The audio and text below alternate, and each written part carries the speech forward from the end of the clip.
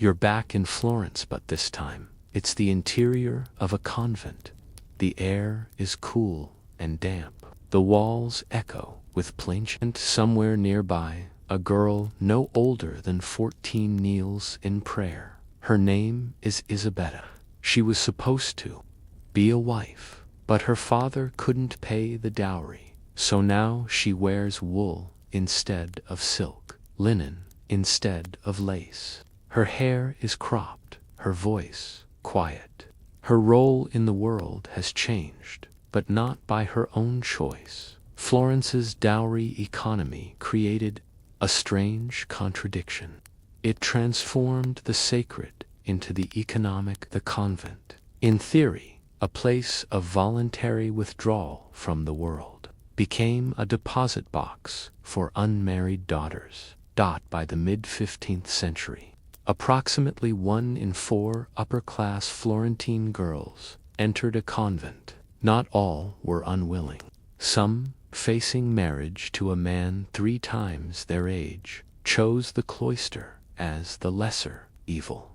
But many didn't choose at all. The church didn't object. In fact, it encouraged the practice. It offered plenary indulgences to families who donated daughters to the monastic life, especially if the girl brought a modest dowry or inherited land. Behind the closed doors of convents like Santa Verdiana or La Murat, young girls learned Latin psalms, embroidery, and silence. Their dowries, sometimes paid by family, sometimes subsidized by civic funds, were listed in ledgers, just like in secular marriages. One entry reads, "Caterina, daughter of Messer Giulio de' Donati, entered Santa Verdiana with 10 florins, 2 bolts of wool, and a carved crucifix. Age 12. Another, Beatrice, illegitimate daughter of Agnes Bartolini, entered with no dowry. She is to be a lay's sister." In essence, Florence developed a parallel dowry system for the cloistered world, and that system was quietly supervised by both church and state, with the papacy occasionally intervening in disputes over spiritual marriage. The church's language of spiritual marriage was both metaphor and mechanism. A girl like Isabella, once cloistered, was said to be married to Christ. She wore a wedding dress during her entry ceremony.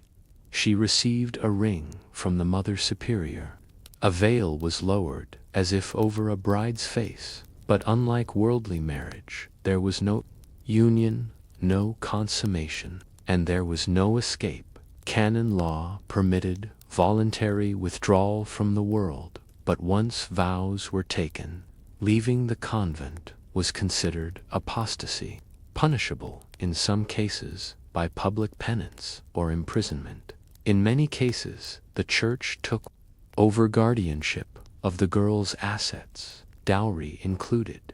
If her family tried to reclaim her or her property, they often met resistance from bishops or local abbots. Some convents grew wealthiest stacked with the goods of girls who never married. Others became overcrowded, boring, methodical. Every activity was logged. An abbess might correspond with powerful men or city councils on behalf of her nuns. But most girls spent their entire lives without leaving the convent once. Florentine convents were not entirely isolated. Some accepted noble visitors. A few even ran schools for upper-class girls, teaching Latin and needlework. But these were exceptions. The rule was enclosure, and the rule was silence. In financial terms, a convent was like a warehouse of forgotten women, each one attached to a ledger line, each one a transaction cloaked in piety. It's important to understand that the church was not simply a spiritual guide in this system. It was the architect. Through its canon law courts, it enforced marital contracts and cloistered vows alike. Through its bishops and confessors, it validated decisions made in drawing rooms and on parchment.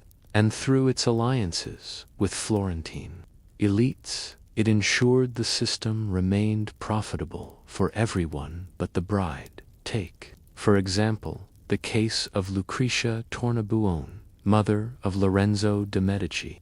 She funded convent expansions. She negotiated cloistered placements for poor girls. She viewed it as charity. But the result was the same: withdrawal, containment, and silence. Marriage in Florence, whether to a man or to God, was never about the individual. It was about stability, legacy, and control.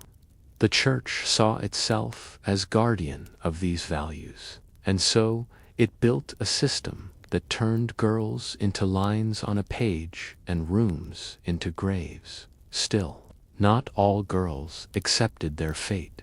A few wrote letters. Some ran away. She made it as far as Pisa before being caught. Her punishment was twofold. She was reviled publicly, and her family was fined for violating sacred intentions. The story ends there. Tomasa disappears from the records. One priest noted, "She was reclaimed by the Lord." What does that mean? Was she returned to the cloister or buried? We don't know, but it raises a deeper question about this system of forced marriage, whether secular or spiritual. What did it cost the individual to preserve the institution? The ledgers don't tell us. The priests don't say. The girls are silent. You are walking through the archives now, rows and rows of parchment, bound ledgers, and brass-bound account books that no one has opened in centuries. This is not the kind of history that makes it into paintings or opera. It's too dull, too domestic. And behind those numbers were young brides, some veiled in silk, others in wool, folded into the machinery of one of Europe's most powerful cities. And quietly, religion signed off on every line. Florence rose not just on trade and art, but on administration. The Church was central to this, not only in spiritual matters, but in the very structure of society. Bishops sat on civic councils. Priests advised on marriage contracts. Monasteries owned property, collected rent, and often acted as financial intermediaries. And always, it was a theological and civic issue. Priests refused to bless a union if the dowry wasn't paid. The Church taught that marriage was a sacrament, but conveniently ignored how often that sacrament was priced out of reach. In Florence, you couldn't escape the Church's hand. Your place in the world was stamped with divine legitimacy or disapproval. Some priests tried to resist. There are occasional letters from confessors begging bishops to intervene in cases of forced cloistering or marriages arranged without a girl's consent. But these voices are exceptions. Most clergy saw no contradiction between spiritual salvation and social stability, and so the Church kept records, gave blessings, issued indulgences, oversaw the system as quietly as the girls who were caught. In it, by the 1490s, dowries in Florence had become tools of political strategy. Wealthy families negotiated marriages not to forge love, but to forge alliances. And with every alliance came a priestly blessing ensuring that this game of thrones was always played beneath a cross. Some girls were betrothed at birth. Others saw their futures traded like coin in quiet drawing rooms. If a father died before arranging a dowry, the city often stepped in, assigning male relatives or guardians to manage the issue.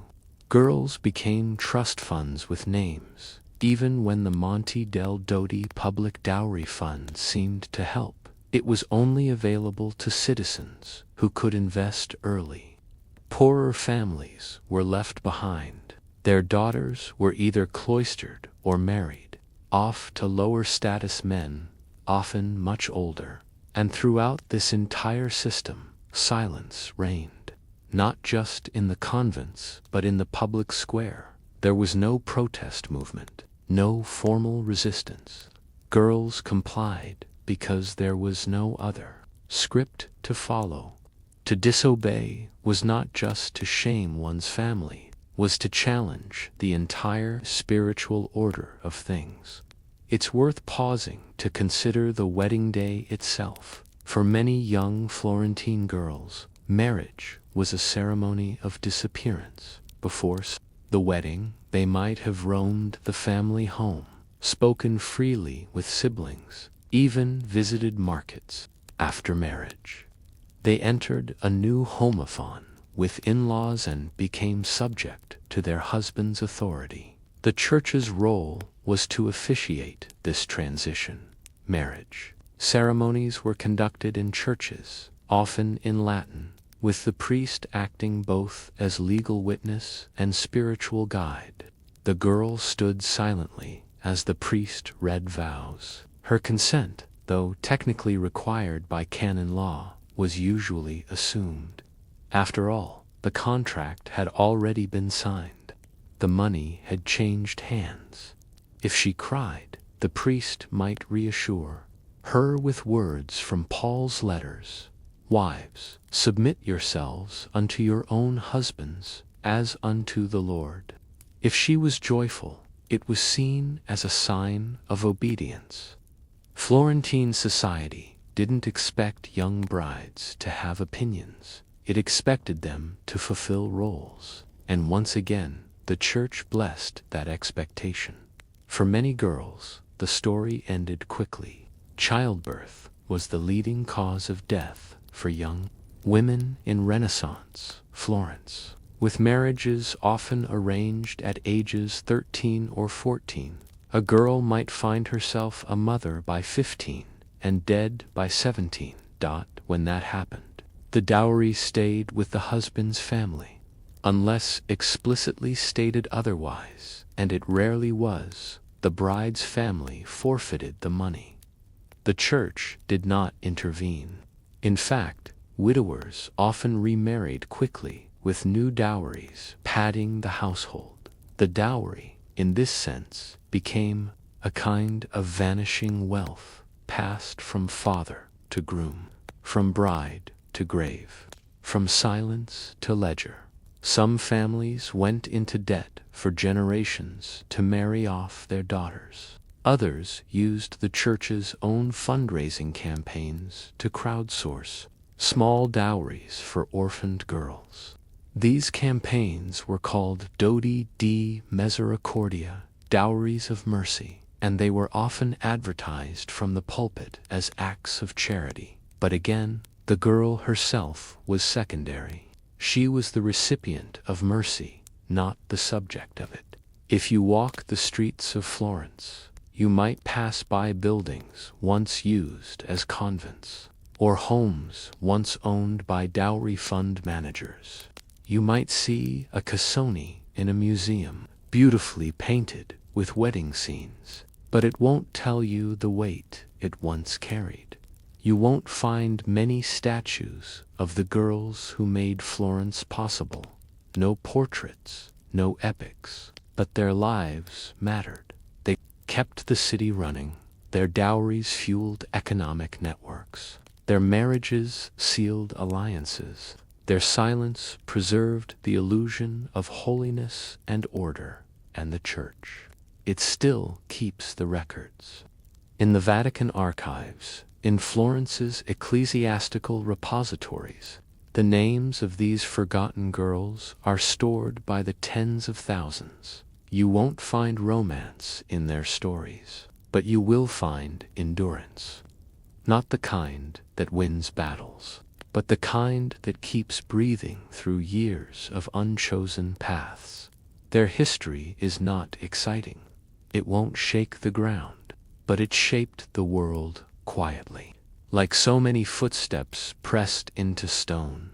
And so we end here with a ledger, a locked gate, and a silence that still echoes.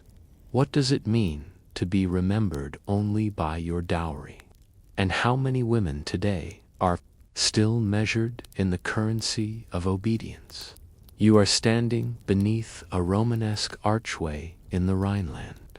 Around the year 1190, the abbey is old, its stones cold to the touch. Wind whips through narrow cloisters, past a group of young girls, barely 10 years old, reciting Latin psalms they do not yet understand. They are not students, they are brides, not of men, but of Christ. In the Holy Roman Empire, during the High Middle Ages, nunneries became a strange hybrid of sanctuary, prison, and social solution. They absorbed girls deemed excess by aristocratic and wealthy families, those who could not, or should not, marry. Unlike Florence, where the convent was often a backup plan, in medieval Germany it could be the first and only plan. German noble families were vast and fragmented. Primogeniture, the inheritance system, where the eldest son inherited everything, wasn't always practiced in its strictest form, especially among lower nobles. This left younger sons to enter military or clerical service, and daughters. They were costly.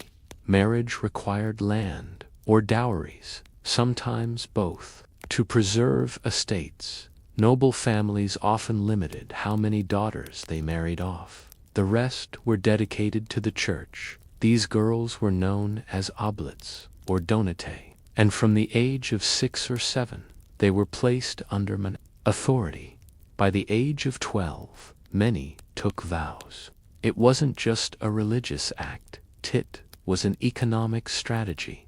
One chronicler from the 12th century, writing from Hirsau Abbey, noted dryly, "It is cheaper to give a daughter to God than to a knight." That sentence captures the logic perfectly. At the heart of this system was the idea of child oblation, the practice of offering a child to the church, often without their consent. Despite debates within ecclesiastical circles, the practice was widespread throughout Germany. In the 11th to 13th centuries, families gave children to monasteries, often ceremonially, with tiny hands placed on altars. Some abbesses protested, others embraced the practice. One letter from the Benedictine abbess Hildegard of Bingen speaks of the delicate agony of watching girls weep as their parents left them at the gates. These were not orphanages. The girls had families. Who had decided that spiritual marriage was preferable to a financial one? In the Abbey of Gandersheim, for example, up to 80% of the nuns were from noble families. Their lives were locked in liturgy from sunrise to sundown. Few ever saw their families again. Yet the church accepted it. It encouraged it. The reasoning was simple. A girl dedicated early would grow up pious, obedient, and molded to holy service. But behind the theology was something more practically, way to contain and control women who might otherwise challenge the inheritance system. The architecture of these nunneries tells its own story. They were designed not for inspiration, but for isolation. Unlike male monasteries, which sometimes became centers of scholarship or agriculture, many female monasteries were inward-facing. No great scriptoriums, few gardens, just walls. The cloister was more than a walkway, was a theological and physical boundary. Girls were not to see the outside world, nor be seen by it. Windows were narrow, doors were bolted. Visiting priests used grills to deliver mass, their voices disembodied, their faces hidden. The rules were detailed. A girl could not speak during meals. She could not touch another without permission. She could not even possess certain kinds of books without an abbess's consent. Silence was not just spiritual, it was structural, and always the church oversaw the order. Bishops visited to inspect the nuns, checking both moral conduct and property records. Abbesses were expected to submit inventories down to the last candle or bolt of cloth. Even obedience, it seems, was itemized. Within canon law, controversy brewed. Was a child's vow binding? Some clerics, leady reform-minded Benedict, that children should not be permitted to take eternal vows. Others believed that once spoken, even a child's promise to God could not be undone. In 1215, the Fourth Lateran Council tried to settle the issue. It declared that no one under the age of 14 could take binding religious vows. But the practice of child oblation persisted. Many girls were placed in monasteries at 7 or 8, simply delaying formal vows until the day they turned 14. This loophole created a strange ethical vacuum. Girls were raised in obedience from infancy, groomed to see the world as sinful, and then asked on a single day to make a free choice. One can only wonder how free that choice was, especially when the alternatives were poverty, dishonor, or expulsion. The Church's language about this moment was lofty, the marriage of the soul to Christ, a holy union. But for the girl, it may have felt more like crossing a threshold that could never be uncrossed. On the day of vows, a ceremony was held. The girl, usually now 14, wore a white dress, sometimes even a garland. She lay prostrate before the altar as the litany of the saints was sung. Her hair was cut, a veil placed over her head, a ring given. From that point onward, she was a bride. But unlike earthly brides, her name might be changed, her family ties dissolved, and her former life erased. The Church called this sanctification. The Abbey called it discipline. A girl named Gertrude of Helfta once wrote, "I felt as if my tongue had been tied, my hands sealed, and my ears closed. I was his, but I was also no longer mine." Whether that was comfort or complaint, no one knows. We will leave her there, standing before the altar, about to speak the vows she was raised to believe were inevitable. What would you choose if the only choices were obedience or disgrace? And what does it mean to promise your whole life before you've lived any of it? You are now inside the scriptorium of a German imperial abbey in the 13th century. It's quieter than a cathedral at midnight. A flickering oil lamp casts a long shadow over the desk. A woman, aged but sharpened, is writing in Latin. Her name is not forgotten. Her authority, for once, is not invisible. She is an abbessand, unlike the young girls whose stories we've followed so far. She rules in the peculiar world of medieval German nunneries. Authority and power sometimes rested in the hands of women, paradoxically. While many girls were cloistered to be silenced, a small number, especially noble-born, rose within the system to command entire religious communities. These abbesses managed property, dispensed justice, and negotiated with kings. But even their power was shaped by obedience, and always by religion. Some nunneries in medieval Germany, especially imperial ones like Gandersheim, Quedlinburg, and Essen, were not just spiritual centers, they were economic and political units, and the abbesses who governed them. They were part abbots, part mayors, part feudal overlords. These institutions were founded or sponsored by emperors and kings. They answered not to local bishops, but directly to the pope or the emperor. Known as Reichsabtine imperial abbeys, they held lands, serfs, and judicial authority. They minted coins, collected tithes, and ruled over villages. Their abbesses wore rings of authority, carried staffs like bishops, and sat in councils. Some even received homage from vassals. Yet despite this, they were still cloistered, women-bound, by the same vows of chastity, poverty, and obedience as their sisters. It was power, but walled in. This duality shaped the rhythm of the abbey. Mornings spent in choir stalls, chanting psalms. Afternoons overseeing land disputes, grain inventories, or legal appeals. One abbess of Quedlinburg, Adelaide I, a niece of Emperor Otto I, was known to sign letters as Abbatissa, et Domina Terrarum, Abbess and Lady of the Lands. But don't be mistaken, she did not inherit this role freely. She was born into it, groomed for it, and even with that authority, she served the church first. One reason abbesses were able to rule effectively was that many were highly educated, unlike the average bride in a castle or peasant girl in a field.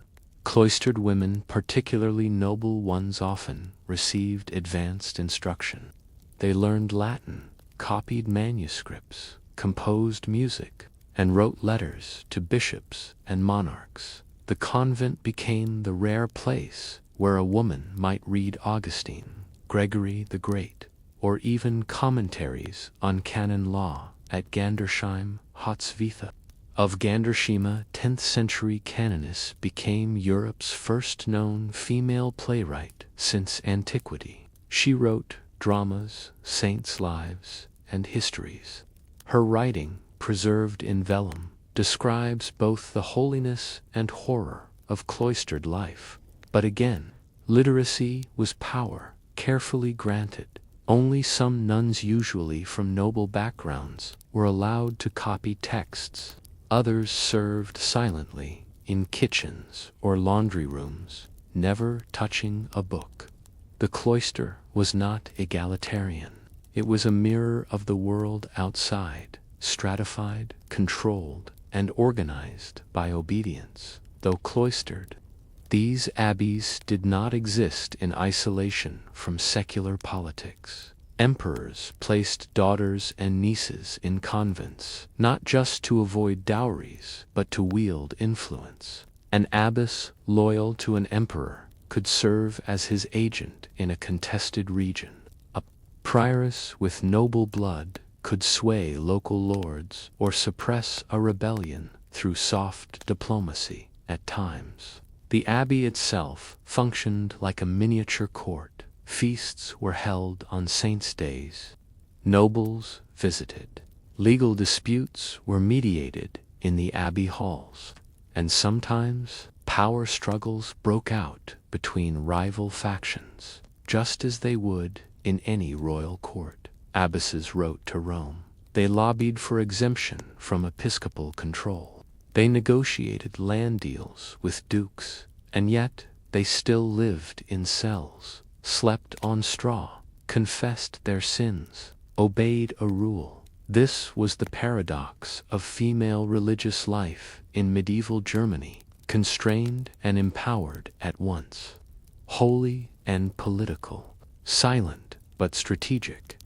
Not all abbesses had smooth reigns. Occasionally, a bishop tried to assert control over an abbey, claiming the right to appoint prioresses, confiscate lands, or enforce stricter enclosure.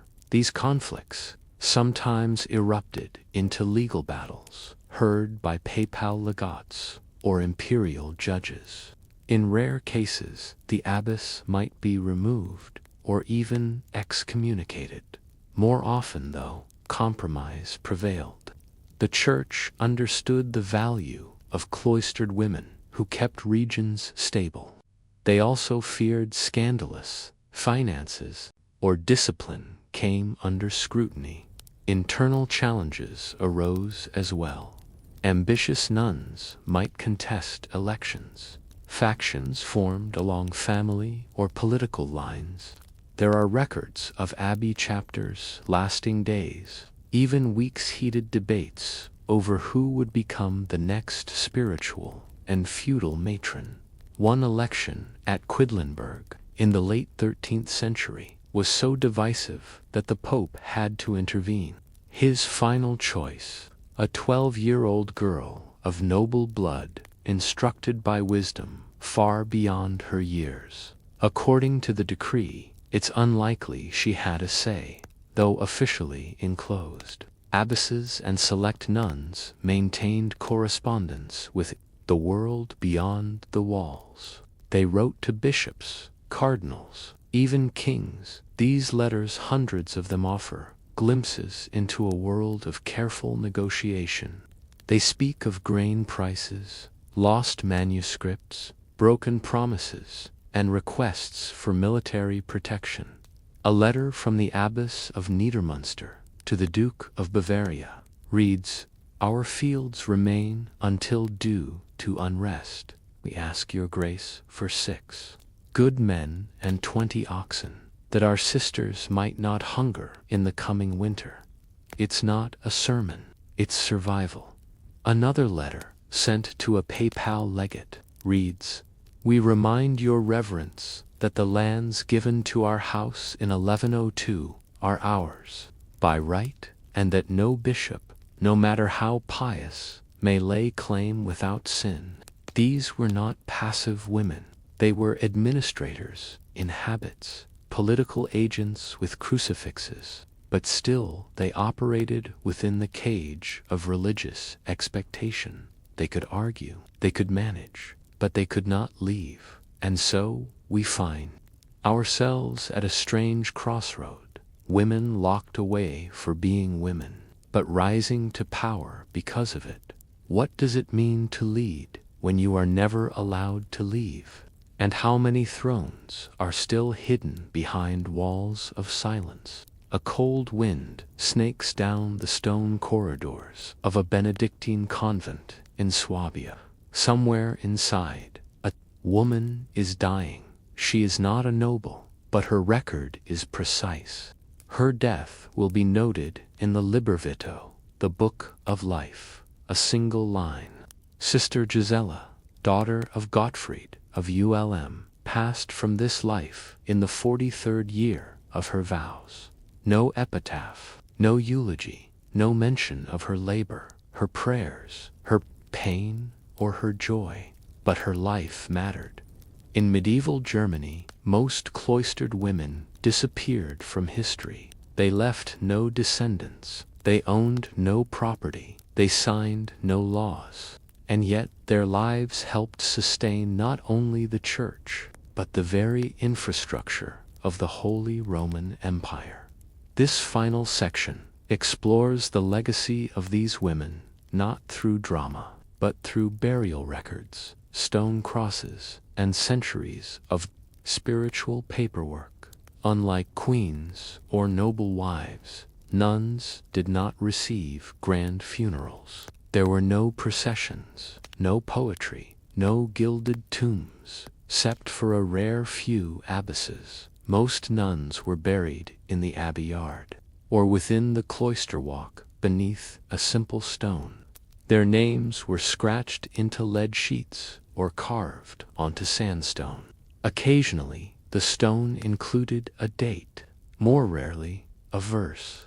These grave markers were not meant to be seen. They were reminders to the living other nuns to pray for the dead, a sister's soul. According to doctrine, still journeyed through purgatory, the living had a duty to hasten her passage. Thus, the Book of Hours in every German abbey included Lists of the dead, organized by date, prayed over annually. Memory was communal. Legacy was liturgical. Yet in this quiet network of remembrance, a subtle power endured. The cloister kept its own history. Though canon law forbade nuns from owning property, they could influence how property was used before taking final vows. Many women signed documents specifying how their dowries or inherited land should be allocated. These weren't called wills. They were called intentions, and they had to be approved by the abbess. A noble-born nun might request that her dowry support the convent's infirmary. A lay sister might ask that a particular psalter be passed on to a younger nun. Others asked for masses to be sung on their behalf after death. These requests were sometimes written, but often just noted in the margin of a ledger or oral tradition. A whisper from one sister to another. She wishes to be buried with her veil folded in her hands. It wasn't inheritance in the legal sense, but it was legacy. And in a world where women's words rarely made it to parchment, these small instructions, these deathbed bequests, saw fragments of agency. Nuns didn't just pray, they worked hard. Many convents supported themselves through textile production, manuscript copying, and managing farms. In Bavaria, Dominican nuns were renowned for making altar cloths embroidered with gold thread. In Saxony, Cistercian sisters bred horses and managed fisheries. They were, in essence, spiritual laborers, but the church rarely credited their work by name. Manuscripts were signed anonymously or by the Sisters of X. Cloth bore no signature. Food grown in monastic fields fed travelers, monks, and even soldiers, but no one remembered who tilled the soil. One parchment from a 13th century abbey inventory lists 40 woolen tunics, dyed, 5 barrels of ale, 6 hams, 32 loaves of rye bread, prepared by the sisters in the year of our Lord 1268. No names, just the sisters. They were producers in silence, contributors to an economy they didn't own. The outside world might have called them removed, but in truth, their hands were in everything. By the 15th and 16th centuries, reform movements swept across Europe. Martin Luther's 95 Theses in 1517 triggered a seismic shift, not only in theology, but in the physical world of cloistered women. Protestant regions began dissolving monasteries and convents. Some nuns were allowed to leave, others were forced. In 1523, 12 nuns escaped the Cistercian convent at Nimschen, smuggled out in herring barrels by a merchant sympathetic to the Reformation. One of them, Katharina von Bora, would go on to marry Luther himself. It shocked the world. The very idea that a bride of Christ, life wasn't liberating, it was disorienting. They had nowhere to go. Their skills were not transferable to secular life. Many ended in poverty. Others tried to form new communities under Protestant rule, but with no vows, no protection, and no permanence. Their memory, like their institutions, faded. Convents were turned into boarding schools, hospitals, or left to ruin.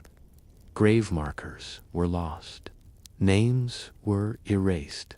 The silent lives once buried beneath stone cloisters were now buried beneath history itself. Today, you can still visit some of these places. In Quedlinburg, the old abbey still stands part museum, part archive. In Ghent, the cloister remains intact, though it now hosts concerts and cultural events. A few cloistered communities persist. Benedictine and Cistercian orders still exist across Europe, but the landscape has changed. Vows are now made as adults, consent is required, and dowries, while still symbolically present, no longer determine a woman's fate. But the question lingers: what do we owe to the women whose names we do not know? Their lives were not loud, their choices were not free, yet their hands shaped texts, grew food, settled land disputes, and educated nobles. They sustained a civilization that never carved their names in marble. Their history isn't dramatic. It's not even tragic. It's just unfinished. So let us leave them here, in silence, in stone, in the quiet, soft echo of a life spent obediently, but not invisibly. History remembers kings, but kingdoms were kept running by women no one remembers. You are standing in a granite-walled chapel on the coast of Brittany. Sometime in the 14th century, the sea air seeps through every crack in the stone. Candles flicker on wooden sconces. A girl of 12 stands at the altar. Of the women beside her, the aunts, the older sisters, the silent mothers speak only of loss. One clutches a rosary, another stares ahead, lips unmoving. The girl holds a ring made of pewter.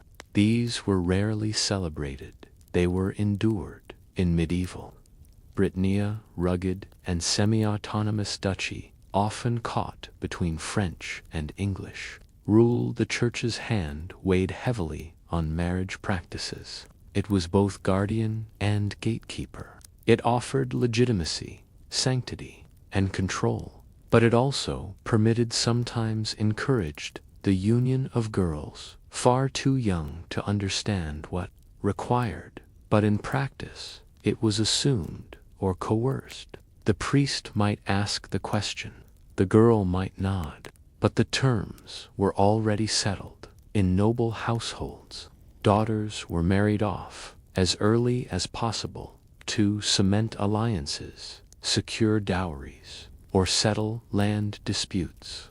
Among peasants, child marriages were rarer, but not unknown. Particularly during times of war or plague, families sought protection through marital bonds, and so the church stood witness to these unions, blessing them even when the bride looked more like a child than a woman. In Brittany, they sometimes called it marriage noir, black marriage, not because of mourning clothes, but because it was shadowed by inevitability.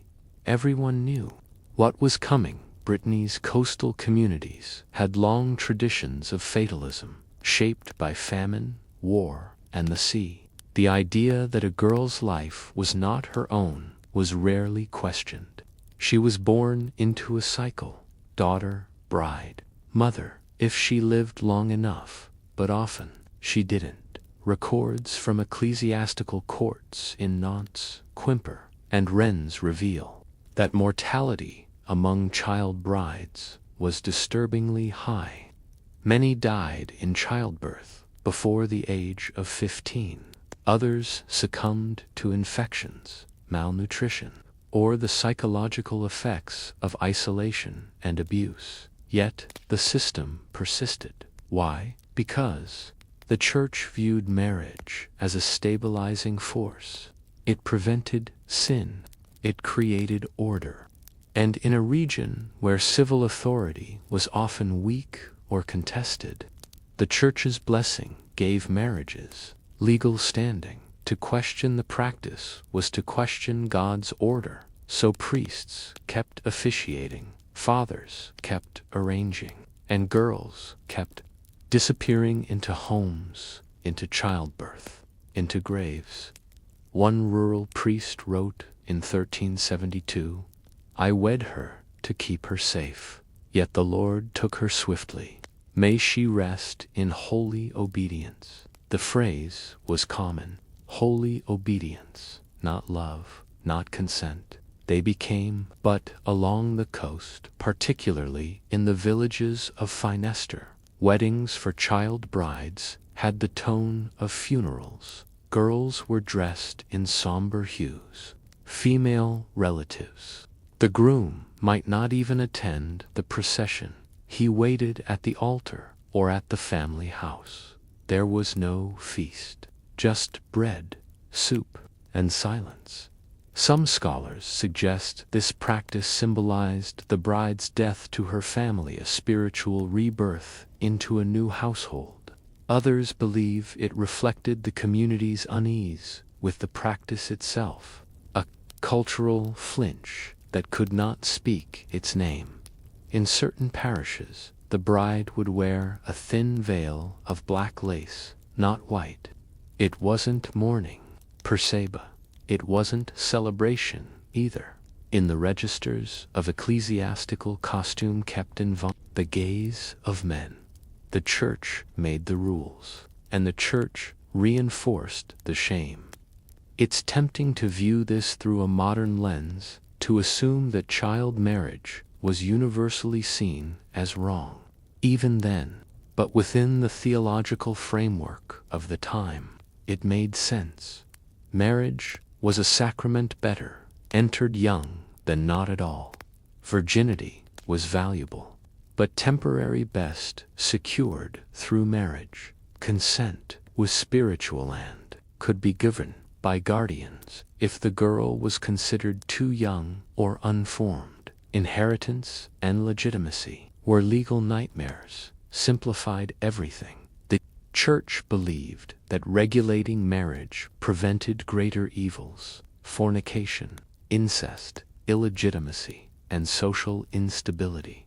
There were exceptions. Some bishops voiced concern about the practice.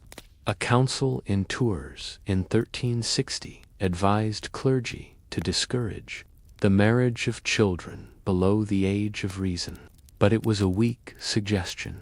There was no enforcement. Ultimately, as long as the marriage was consummated and documented, the church had no reason to intervene. And in Brittany, where records were often kept by hand in Latin, no one read the girl's name again unless there was a disputor, a death. And so we leave her there, at the altar, with a ring too large for her fingers, and a world too narrow for her choices. What happens when a wedding dress feels more like a shroud? And who weeps for a child bride when the church calls it a sacrament? We return now not to the chapel, but to the ledger. It is 1384 in the Diocese of Dole, and an elderly priest is copying a record into the Livre des Mariages, the Book of Marriages. The ink is thin, the handwriting stiff. He writes, Isolde, daughter of Herve Delaunay, age 12, given in holy union to Gijam T., farmer and tither, will die before her next birthday. There will be no death record in the parish register, just a blank space and a prayer written months later in a different hand. This is not unusual. In 14th century Brittany, marriage functioned not only as a spiritual act, but as an economic transaction to survival, sign, and seasonal cycles. The church was present in every step of that cycle, as moral authority, contractual validator, and economic overseer. And as always, the girls paid the highest price. Unlike the wealthy Italian cities, where dowries could include silk, coin, or land, Breton dowries were often humble livestock, grain, spinning wheels, or access to grazing rights. Providing a dowry meant stripping away what little security they had. It was common for a girl's dowry to include her mother's only goose or the family's last pair of iron shears. And still, families paid, because if they didn't, the church might refuse to recognize the union. And if the marriage wasn't recognized, Any child born of it would be considered illegitimate, excluded from inheritance and the sacraments. Canon law was clear. Marriage must be freely given, publicly witnessed, and properly endowed. But what if the girl wasn't old enough to understand her dowry, let alone her vows? It didn't matter. The church accepted the arrangement so long as the groom and guardians agreed on. The union was consumable. In the harshest sense, the consummation of a child marriage acted as retroactive consent. One priest in a Quimper parish wrote in 1407, "She cried upon the bed." This single line reflects a world in which female submission equaled spiritual assenta worldview, enforced by centuries of doctrine and repetition. It would be wrong to think the Church merely observed these practices. In many cases, it profited from them. Each marriage involved fees for banns, for blessings, for mass. Even the simplest village marriage generated coins for the parish coffers. In urban areas, marriage contracts were drafted with clerical assistance, especially those from slightly wealthier families. The church often claimed a portion of the dowry in accordance with the sanctity of the bond. These were not enormous fortunes, but multiplied across hundreds of parishes and decades of practice, they added up. In 1392, received partial or full payment of the marriage tithe. The more marriages the church oversaw, the more revenue it collected. It's no surprise, then, that few clergy spoke against the practice. Their protests, sometimes scattered throughout ecclesiastical records, are cases of young girls who refused to marry or tried to escape once married. These cases were almost always punished. In 1371, a girl named Annick fled her husband's home 2 days after the wedding. The parish priest ordered her to be publicly whipped for violating the vow.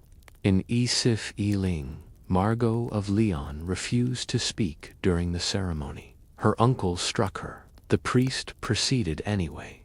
In 1434, a group of girls in a fishing village near Saint-Brieuc supposedly made a pact never to marry.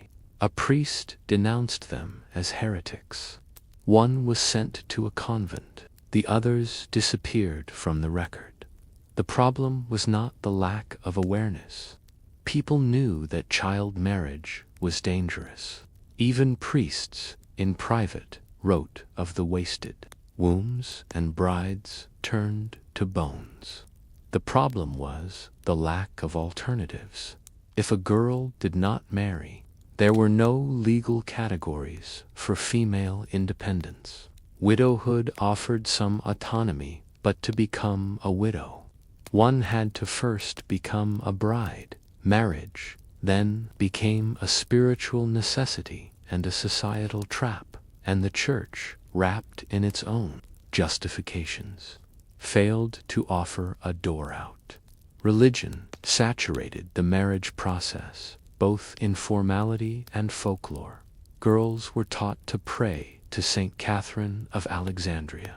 In Brittany, her name was invoked at countless altars, and small images of her wheel were worn as protective talismans. Superstitions surrounded marriage ceremonies. If the bride stumbled walking into the chapel, it was seen as a bad omen. If a girl spoke too clearly during the vows, some believed she was possessed by preda, spiritual flaw that needed penance. Relics were sometimes placed beneath the wedding bed to bless the union, especially when the bride was very young or frail. Pieces of cloth touched to saints' bones were thought to offer protection against death in childbirth, but they didn't. Childbirth remained the most lethal passage for young brides. There are no complete statistics, but the burial records of several Breton parishes show a high rate of female death between the ages of 13 and 17. Many of the entries simply read, "Wife, no issue. She married. She died. She left no child. She left no voice to paper over this system." The church developed a language of spiritual consolation. Young brides who died in childbirth were described as martyrs of the body. Their pain was said to mirror the suffering of Christ. Their silence became evidence of piety. Their deaths a gentle offering to heaven. These phrases are found in homilies, epitaphs, and letters. One bishop wrote, "She did not scream, nor did she curse. Like Mary at the foot of the cross, she bore her agony with holy reserve." This rhetoric turned suffering into virtue. It transformed an institutional failure into a theological victory. But theology doesn't stop blood loss, and doctrine doesn't revive a girl crushed beneath a system that never saw her as whole. And so we leave her again, not in a chapel, but in the parish ground, beneath a crooked wooden cross with no name. She was 12, or 13, maybe 14. No one wrote it down. Is a sacrament still holy if it ends in death? And who has the right to call obedience sacred when it is born of silence and fear? The altar cloth is threadbare, but still the bell rings on Sundays. Still villagers kneel in silence. Just initials, or none at all. Over time, the stories of these child brides faded from oral memory and vanished from formal history. That both blessed their weddings and buried their voices, but their absence speaks volumes. In this final section, we trace the long-term legacy of child marriage in medieval Brittany and examine how the church, the law, and the culture quietly moved on, leaving behind not just forgotten bodies. Burial customs for married women followed church rites, regardless of age. A child bride who died shortly after her wedding was still treated as a full adult wife in death. She received the funeral mass. Her body was wrapped in linen, arms folded, a small crucifix placed upon her chest.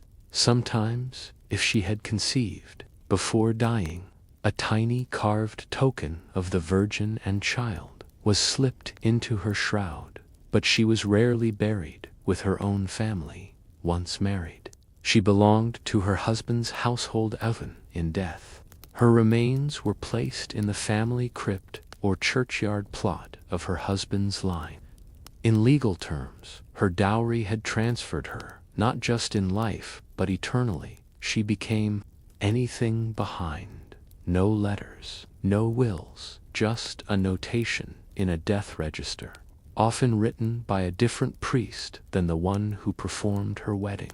She passed quietly in the morning, mass offered.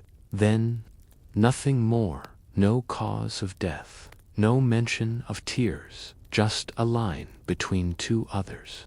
A life recorded because the church required it, not because anyone thought it might one day matter. By the late 15th century, murmurs of reform began to circulate across Europe.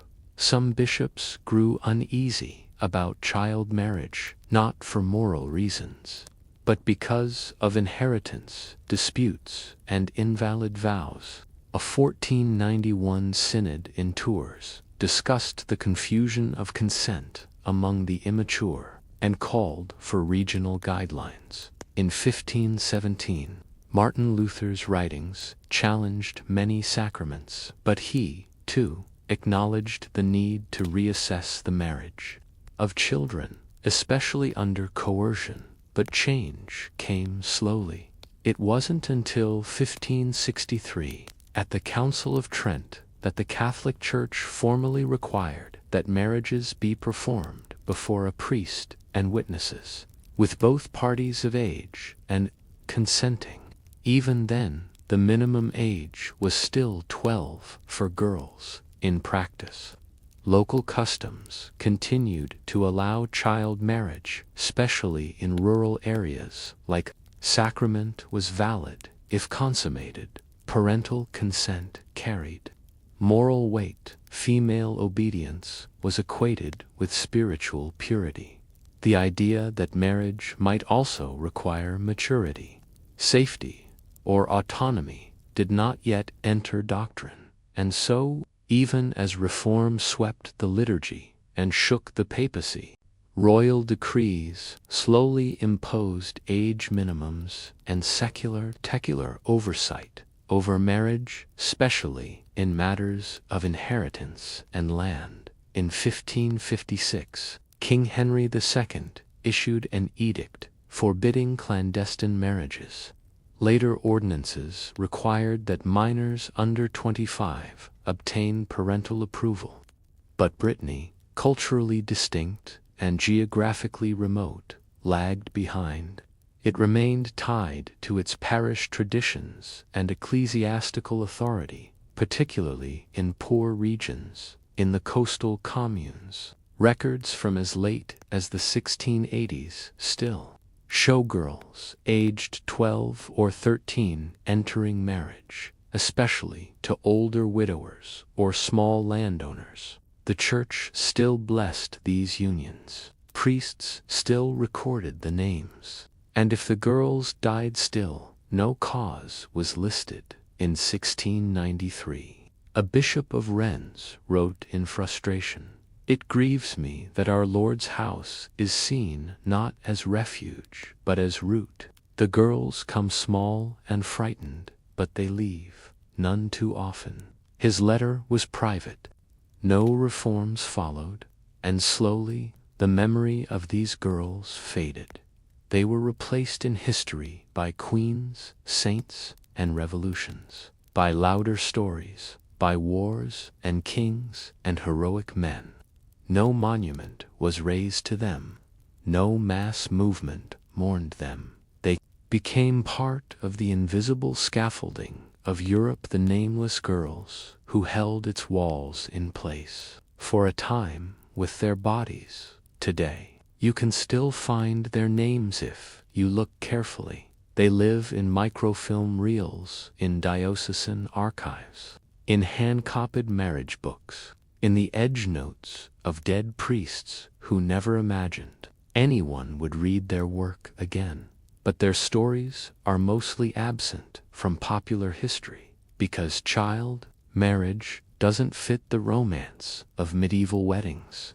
It doesn't sit well beside tales of noble love or courtly honor, and it challenges the myth that the church always protected its flock. So we do what their priests once did. We write them down and move on. But the quiet enormity of their lives deserves more.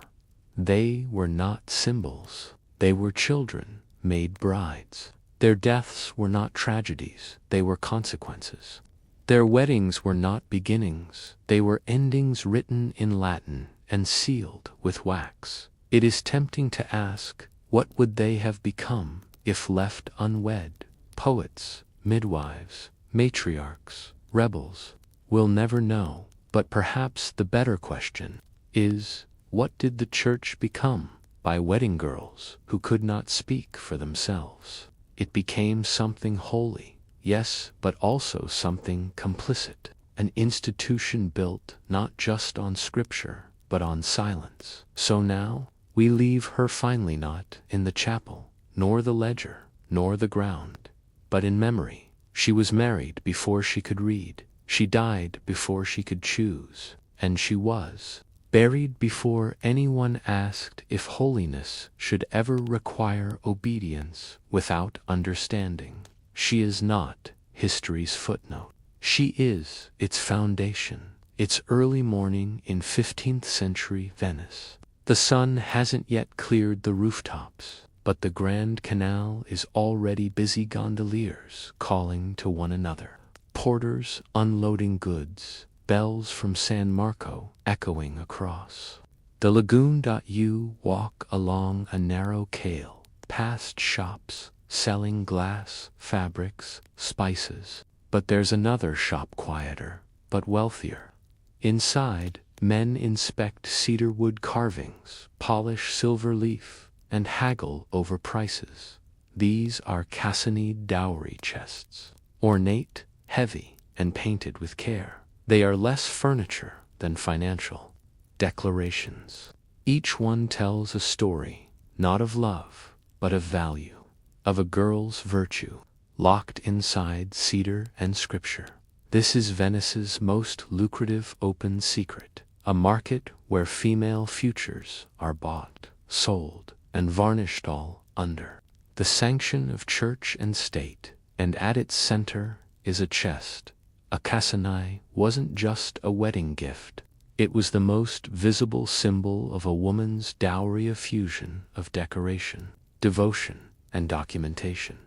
These chests were often 6 to 8 feet long, built from cedar, walnut, or cypress, sometimes inlaid with ivory or trimmed in iron.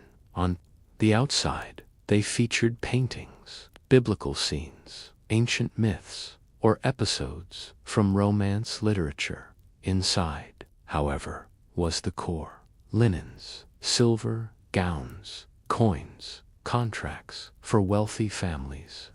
A cassone served several purposes as storage, holding the bride's trouseau dot as a signal, advertising the dowry's value to the community as protection, durable and lockable. It symbolized both chastity and property. The church approved and blessed these chests, often including scripture inside the lid. Common verses included: "The heart of her husband trusts in her, and he will have no lack of gain." Proverbs 31 minutes and 11 seconds. What they didn't inscribe was what everyone understood: this chest is your entry ticket. Without it, you do not marry. In Venice, more than perhaps anywhere else in Europe, marriage was civic infrastructure. It linked merchant families, smoothed political tensions, and preserved wealth through carefully orchestrated alliances. The dowry system made it all work, and the cassone was its emblem. Girls were betrothed as early as 8 or 9, with contracts signed in the presence of priests and notaries. Actual marriage occurred later, usually around 14 to 16. The dowry had to be delivered before the wedding ceremony, often via the cassone, paraded in the streets by hired porters. The contents were publicly known. Lists were read aloud in churches: 10 gold ducats, 3 silk gowns, 1 copy of the Psalms in Latin, 12 hand-sewn napkins. This was not to show off. It was to prove legitimacy, that the bride entered the union properly, endowed morally and financially, and the cassone was the physical proof in a city obsessed with appearances and order. The dowry chest became a symbol of virtue. Its carvings weren't just art, they were propaganda. A chest painted with Lucretia, the Roman matron who chose death over dishonor, whispered to the groom, "She will obey, she is pure, she has value." Cassoni were crafted in specialized workshops, sometimes connected to church guilds. Their painters were often the same artists who decorated altarpieces and frescoes. The line between sacred and civic, spiritual and commercial, blurred easily in Venice. Priests were known to bless finished chests, sprinkling holy water and murmuring psalms over the cedar. They might encourage images of saints or scenes from the Virgin Mary's youth, suggesting that the bride, like Mary, was obedient and untouched. Meanwhile, the real business happened across the room, not in the chapel, not at the altar, but at the ledger, where fathers negotiated terms, settled debts, and ensured the cassone's worth matched the bride's social standing. If a dowry was too small, The family might be shamed or worse, the marriage refused. If a dowry was too large, rumors might circulate of ambition or desperation.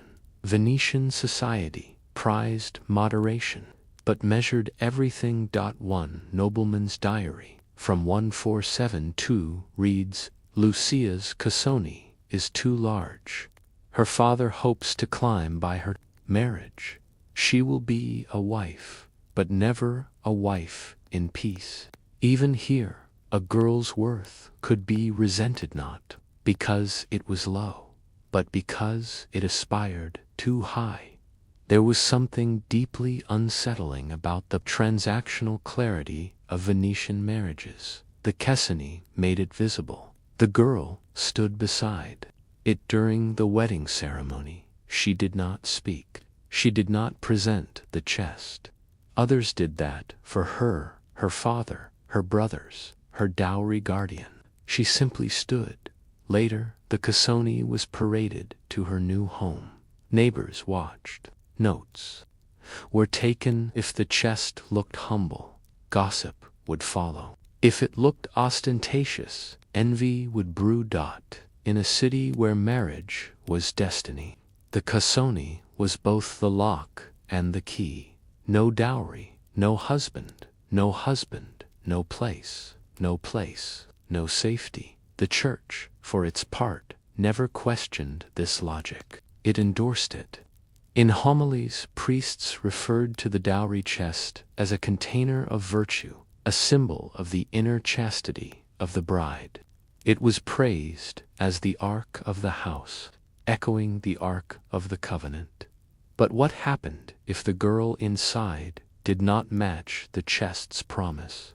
If she was raped, if she was infertile, if she refused obedience, the Cassoni became evidence of failure, not virtue. And no one questioned the system, only the girl. One cannot find a single surviving Cassoni with a woman's writing on it, not on the inside, not beneath the lid, not in the records of its purchase. These chests passed from father to painter to husband, never to the girl. They are covered in words, but never hers. Venice, for all its elegance, carved obedience into wood, painted chastity in tempera, and praised submission with scripture. And the Church sanctified it all, even when the bride was a child, even when the chest was too heavy for her to lift, even when the marriage, like so many, led to confinement, illness, or early death. The Cassoni endured, because wood lasts longer than the silence that surrounds it. And so we pause here, beside the open lid of a chest lined with velvet, coins glinting in the dark. The girl is gone, her story unrecorded, but the chest remains. What is a symbol of virtue when it contains no voice? And who determines purity when silence is the price of admission? The water glows gold beneath torchlight. Inside a palazzo, a young bride sits silently on the edge of a carved bed. Her Cassoni stands across the room, painted with scenes of Judith slaying Holofernes, the Virgin kneeling in prayer, and Lucretia falling on her sword. The girl, Lucia, is 14. She has just been married. The wedding was blessed, the chest admired, the dowry counted. The contract has been signed in triplicate. The priest has left. The father has gone home. The porters are paid now. She is alone, and no one has asked her if she is afraid. For all its grandeur, the Cassoni was not just a symbol of wealth or virtue. It was a burdener, carved and gilded representation of a girl's future. Expectations, obedience, chastity, fertility, endurance, these were not whispered wishes. They were explicit requirements, codified in church sermons, legal contracts, and the very iconography of the chest. Every figure painted on a cassone served a purpose. Lucretia, for chastity, willing to die rather than be defiled. Judith, for courage obedient to God but bold against enemies. The Virgin Mary, for piety, silence, and motherhood. Penelope, from Homer, who waited in faith for her husband's return. Each image sent a message to the girl and to society: be like her or be forgotten. The Church reinforced these messages in premarital confessions. Priests instructed girls on the virtues of patience, silence, and sacrificial love. They were told their husband was their master, and their role was to reflect Christ through suffering. These weren't metaphors, they were instructions. Venetian clergy didn't just bless marriages, they helped shape the curriculum of obedience. Preparing for marriage were often educated in convent-like settings, not to become nuns, but to learn the skills of subservient wives. In the Scuole de Carita, religious brotherhoods taught girls how to pray properly, sew and mend, cook on feast days, submit without question, recognize sin within themselves. Priests gave lectures on marital obedience, using scriptures such as, "Wives, submit yourselves unto your own husbands, as unto the Lord." Ephesians 5:22. They did not speak of consent. They did not speak of fear. Instead, they praised girls who bore hardship without complaint, calling them silent saints. And so, by the time a girl was led to her cassone, her chest of painted promises, she knew that the expectations inside it weighed more than the silver and silk. They were spiritual obligations, and the Church would not protect her if she failed. While the cassone presented an image of virtue, reality often broke beneath it.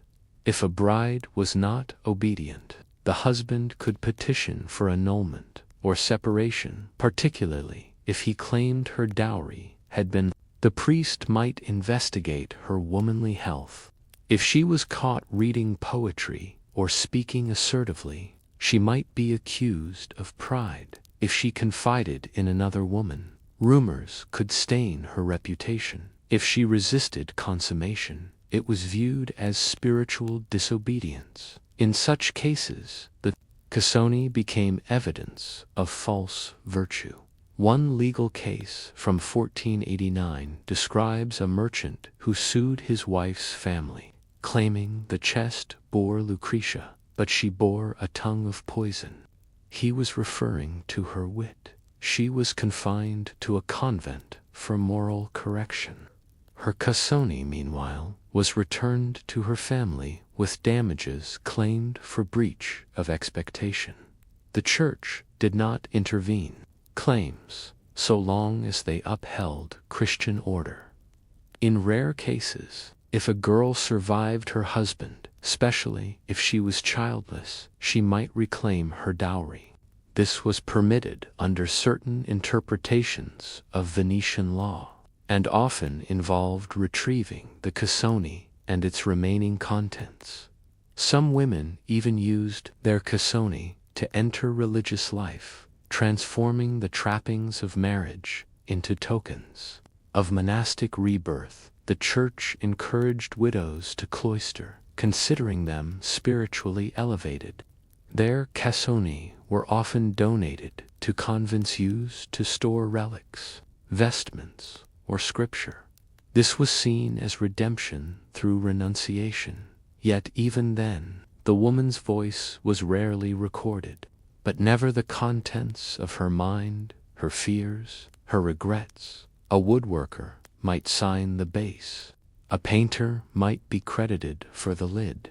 But the girl, she remained unnamed. When things went wrong, when marriages collapsed, or families feuded, the cassone was often weaponized. Because it represented the dowry, it could be demanded, confiscated, or litigated. In 1503, two noble families in Venice nearly came to violence over a Cassoni dispute. One family accused the other of withholding items promised in the wedding contract. The chest, it turned out, had been swapped before the ceremony. Fine linens replaced with rough wool. The church was called in to arbitrate. The girl's testimony was never recorded, only that of her father, the two painters, and the priest, who witnessed the exchange. Dowry chests were treated as evidence of virtue even more than the girl herself. If she failed, the chest could not protect her. If the chest failed, the girl was blamed. Either way, the system protected men, money, and appearances, not the bride. Many Cassoni featured hinged lids with interior paintings, visible only when the chest was opened. These hidden images often included the Judgment of Paris Venus, with Cupid scenes of domestic bliss. They were intended for the husband's eyes, subtle instructions, private affirmations of ownership the bride might never see. These images she wasn't expected to open the chest, often not without permission. It belonged to the marriage, not to her. One art historian writes, "The Cassone was a performance in painted wood, a pageant of purity and promise that asked nothing of the girl but silence." So we return to that silent room. Lucia sits beside the painted chest, her veil folded, her hands still. No one will ask what she wanted. Her chest says everything that society, the church, and her family believe she should be. But the Cassoni is not her. It never was. What happens when a girl fails to match her dowry's portrait? And how much of her silence is the price of everyone else's peace? The Cassoni is closed now. Dust has settled into the carvings. The varnish is cracked. One corner is chipped where iron once met marble in the hurried move to a new house centuries ago. The lid is stiff. The hinges creak inside. Nothing, no silk, no salter, no silver, just a faint smell of cedar and the echo of a life long forgotten. It is a Venetian dowry chest, orphaned of its bride. You can find it in a museum in Florence, or Prague, or New York, removed from the context that gave it meaning, or perhaps took meaning from others. It is easy to admire the Cassoni today as art, harder to see it as evidence, and harder still to remember the girl it once served. Most Venetian Cassoni, if they survived wars, fire, and fashion, outlived their owners by centuries. Crafted from dense wood and sealed against rot, they became heirlooms, passed down through generations. Sometimes they were repainted or reinscribed, were converted into benches, cupboards, or side tables. Eventually, as their original use faded, collectors began to acquire them.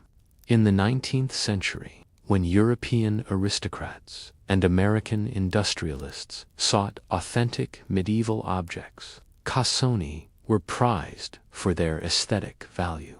Their artistic merit was praised in catalogs and journals. A magnificent example of Renaissance woodcraft, exquisite scenes from the lives of saints and Roman matrons, the marriage of painting and carpentry in harmonious form. The bride was no longer mentioned, her age forgotten, her story erased, her silence repackaged as elegance. Thus, the object that once represented her virtue became a collector's treasure, stripped of its weight and transformed into decor. Rarely a chest is linked to its original owner. One Cassoni, preserved in Venice's Co-Rizzonico Museum, bears the inscription, "To Benedetta, daughter of Matteo da Grotto, in the year of our Lord 1494. Nothing more is known about Benedetta. There is no marriage record in the city archive, no death certificate, no mention in convent rosters. She exists now only as a name carved into a chest.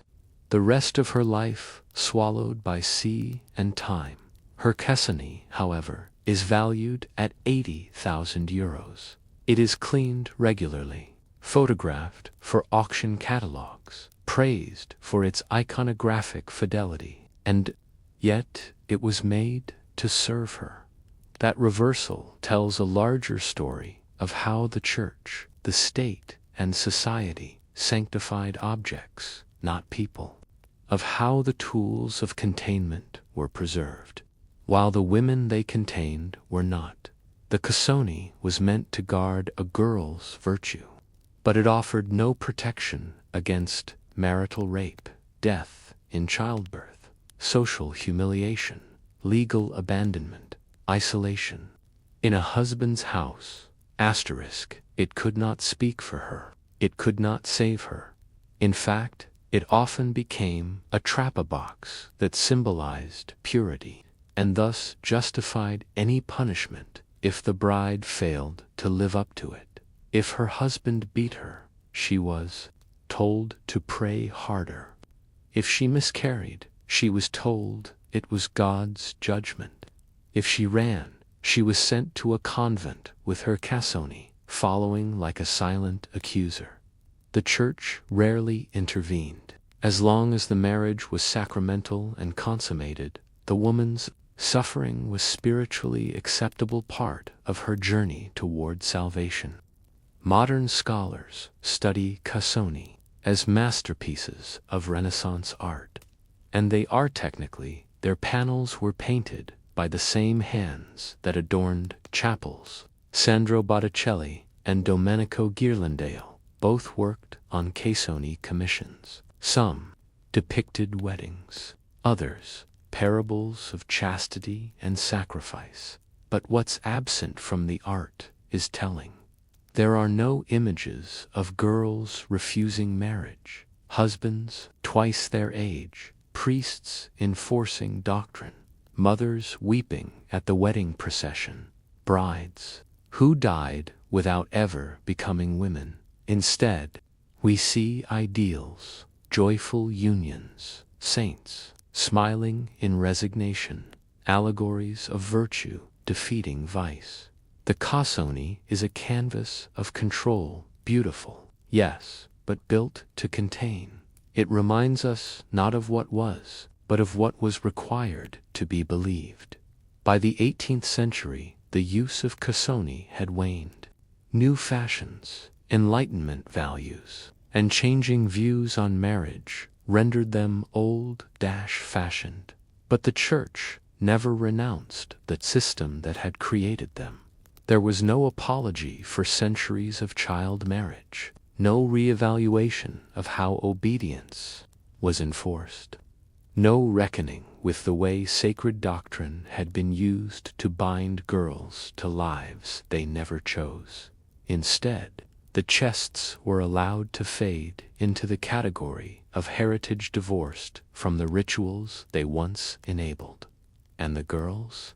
Their stories were lost, not because they lacked drama, but because they lacked audience. No one listened, no one wrote them down, no one carved their reflections into the wood. So here we are, centuries later, in museums and libraries. We admire the Cassoni, we note their craftsmanship, we praise their preservation, we overlook their cost. But these chests were never neutral. They were tools in a system that spoke over the lives of girls, reducing their humanity to coins, contracts, carvings, chastity, and beneath the gold leaf and cedar.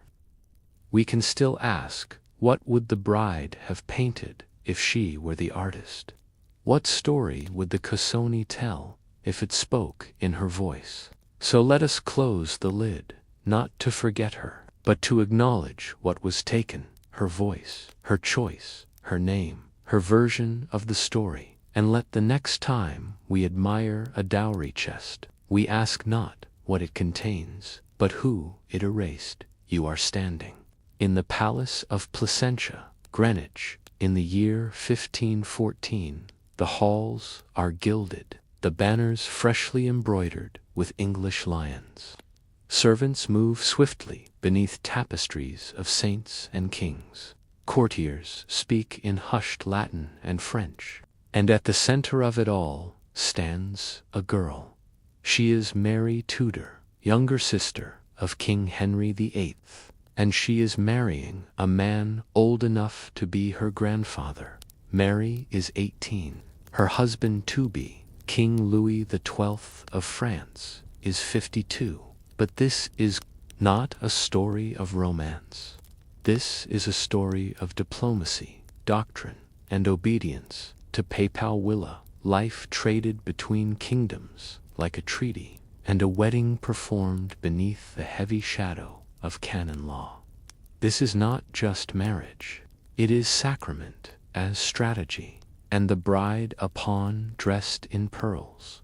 Mary Tudor was no ordinary girl. She was royal, educated, and unusually willful for her age, but even she could not refuse her brother's command.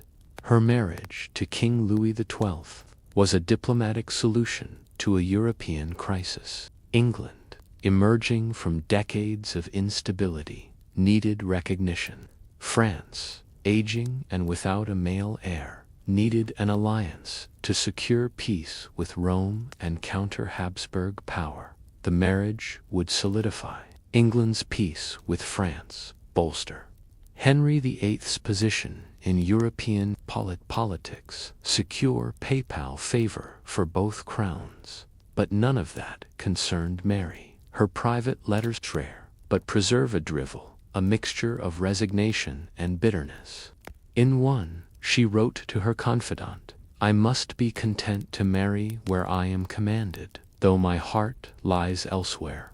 She had been in love with Charles Brandon, the Duke of Suffolk, nobleman of lower birth, but deep loyalty to her brother. Their love was known, but politically inconvenient, so Henry gave her a way offered. In fact, as a marriage gift from England to France. And the Church approved, because to Rome, this wasn't a tragedy. It was the fulfillment of divine order. Kings commanded, brides obeyed, and alliances were sealed through sacred union. In the early 16th century, no royal marriage of consequence occurred without papal oversight.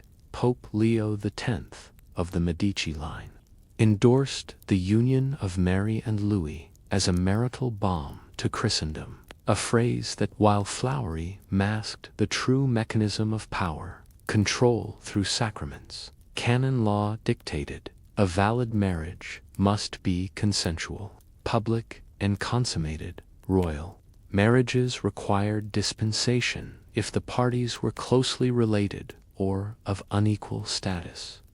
Papal approval made the union unassailable, spiritually and politically. In Mary's case, her union with Louis was celebrated in both England and France with dual ceremonies, each blessed by bishops and attended by cardinals. But these blessings weren't about her soul. They were about property, legitimacy, and succession. Rome had long understood that control over marriage meant control over dynasties. By endorsing this union, the Pope reinforced his role as arbiter of kings and secured influence over two thrones. Mary knew this. When she was asked by Bishop Fox during the English ceremony if she accepted the union, she answered, "I must." That phrase, recorded in Latin as debeo, is ambiguous. It means both I must and I owe it. The Church accepted it as consent. Mary arrived in France in October 1514. The marriage was celebrated at Abbey de Saint-Denis with pomp, procession, and a mass that lasted hours. Louis XII, already ill, struggled to complete the ceremony. Witnesses noted that he leaned on his aides and spoke barely above a whisper. Mary was crowned Queen of France shortly after. Her cassonneuf, filled with gifts, letters, and English silks, was displayed in the royal court. The French chroniclers praised her beauty and quiet dignity. But 3 months later, Louis was dead. He died on New Year's Day, 1515. Likely from complications exacerbated by age and stress. Rumors swirled that the strain of consummating the marriage had hastened his death. Satirical pamphlets called Mary the English widow, who brought youth to the king and took him to the grave. She was 18 years old, and now Queen Dowager of France. Technically, her marriage had fulfilled its political purpose. Peace had been achieved. Succession would pass to Francis I, Louis's cousin, and Mary. She became an asset without a function. According to French custom, she was entitled to remain in France. But Mary, always more willful than the men around her, demanded to return to England, and for that, she needed papal approval once again. In canon law, widows of royal blood were subject to complex rules. They could not remarry without the approval of both their sovereign and the Pope, especially not if they intended to marry below their rank. Henry VIII had promised Mary she could marry whom she wished after Louis's death, but only if she followed proper protocols. Mary, however, had other plans. In a daring move, she secretly married Charles Brandon, her old love, in France, without waiting for papal permission. It was scandalous. A royal widow, once blessed by the Pope, had remarried outside the bounds of Rome's authority. Technically, she could have been excommunicated. Instead, the Church chose diplomacy over doctrine. Pope Leo X issued a retroactive dispensation, citing matters of dynastic necessity and the reconciliation of sovereigns. In essence, the marriage was legalized after it happened, because the cost of enforcing the law would have fractured England's fragile peace with Rome. Mary and Charles were fined by Henry quietly, but their marriage stood still. The lesson was clear, even for queens. Consent meant little until the Church ratified it. Mary Tudor's story is rare because it survives in her own hand. A few of her letters, guarded, diplomatic, but still personal, offer glimpses of her inner life to her brother. She wrote, "I have married where my heart lies, not where others laid my body. May God judge me kindly." She knew her actions defied canon law, royal protocol, and papal expectation. But she also knew she had been used twice by the very institutions that claimed to protect her. Her first marriage had served God's will. Her second, she hoped, would serve her own. So we leave her there, neither crowned nor cloistered, but somewhere in between. A woman born to serve alliances, who sees only briefly her own narrative. What is the meaning of consent when the altar is surrounded by kings and bishops? And how many queens were sanctified into silence? It is spring, 1515. Mary Tudor, no longer Queen of France, no longer a bargaining chip, stands aboard a ship crossing the English Channel.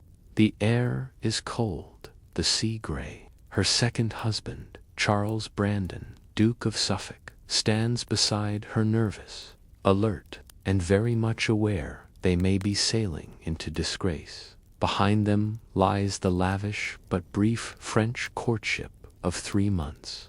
Ahead of them lies Henry VIII and Rome's judgment. Mary has married without permission. She has defied the crown, the papacy, and centuries of dynastic order, and yet her only true crime was choosing love over obedience. When Henry VIII received word of his sister's secret marriage to Charles Brandon, he exploded with fury. Marriages of royal blood were not personal matters. They were matters of empire, treaty, and theology. Of Pope Leo X, spoiled potential alliances with Spain and the Holy Roman Empire, yet to annul the marriage would risk further political instability. To defy the Pope over this issue years before his later break with Rome would be reckless.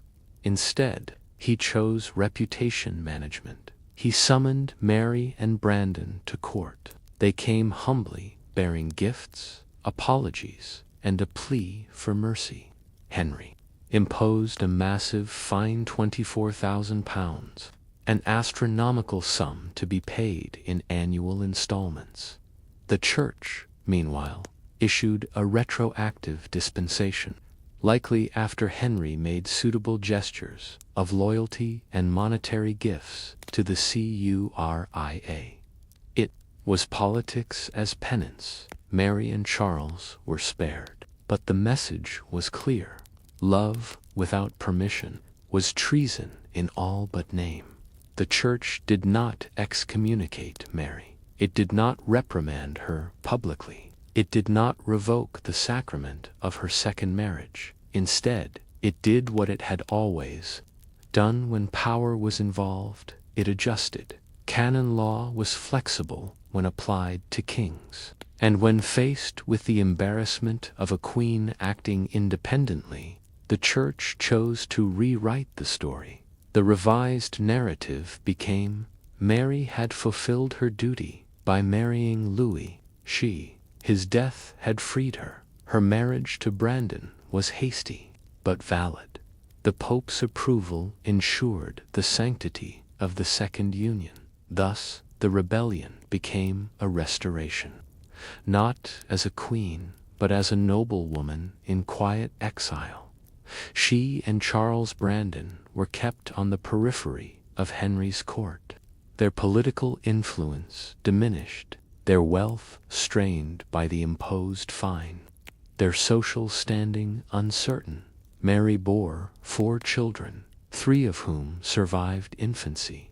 Henry Brandon, who would die young, Frances Brandon, mother to Lady Jane Grey, Eleanor Brandon, who would later marry into the Clifford line. Mary raised them outside the public eye, controlled, carefully distanced. She may have found a measure of peace, or perhaps a life she had never been allowed to want. She continued to write letters. I was. Mary Tudor died in 1533, aged 37, at Westhorpe Hall. By then, the world had changed. The Pope's authority in England was about to collapse, and Mary's marriage, the one once forbidden, was now barely mentioned at her death. But as Mary Brandon, Duchess of Suffolk, no grand monument was built, no official biography commissioned.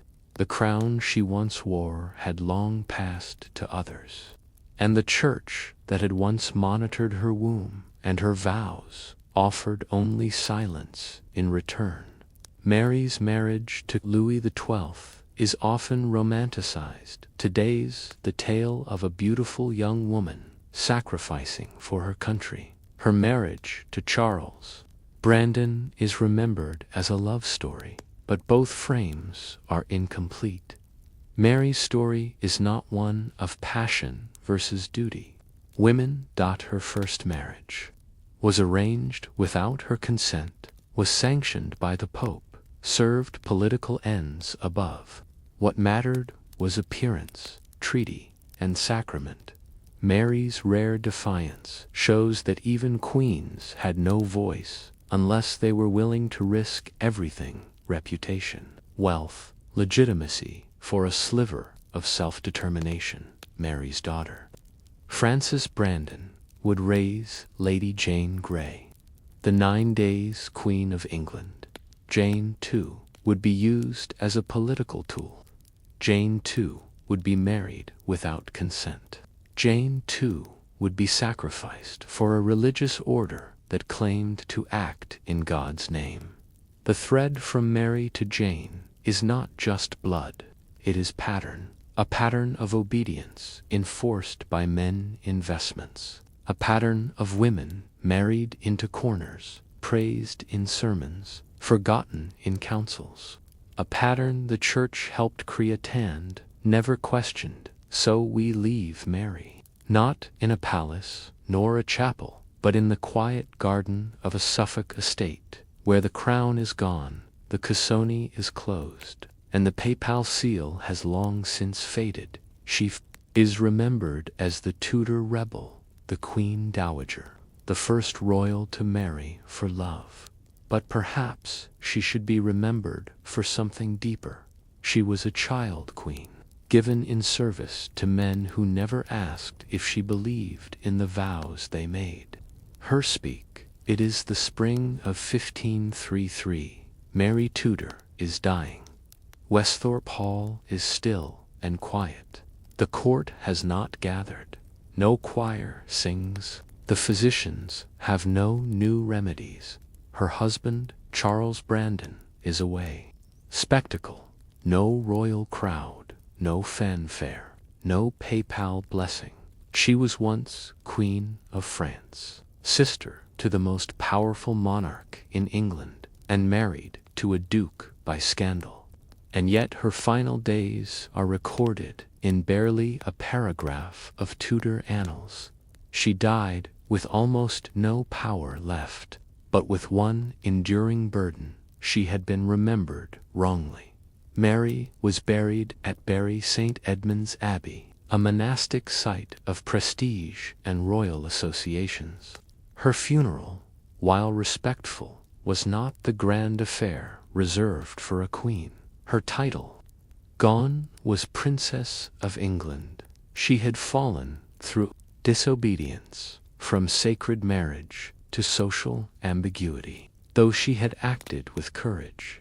Of the monasteries, under her own brother's rule, the abbey was torn down, its relics scattered, and its graves disturbed in the end. But not her story. And the church that once married her to a king had long since abandoned her. Henry VIII had broken with Rome in 1533, the very year she passed. Act in restraint of appeals was passed, denying papal authority in England.